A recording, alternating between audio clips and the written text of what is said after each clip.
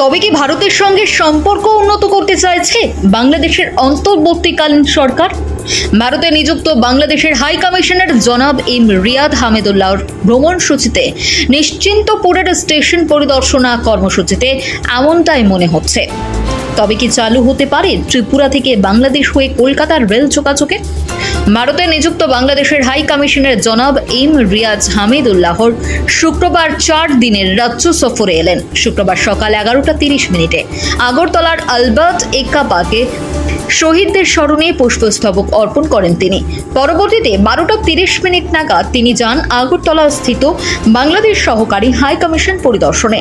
পরবর্তীতে আজ আগরতলা আইসিপি পরিদর্শন সহ মুখ্যমন্ত্রীর সঙ্গে সাক্ষাতের কর্মসূচি রয়েছে ওনার। আগামীকাল আখাউড়া বর্ডার দিয়ে আশুগঞ্জ বন্দরের পাশাপাশি নিশ্চিন্তপুর রেল স্টেশন পরিদর্শন ও কর্মসূচি রয়েছে ওনার।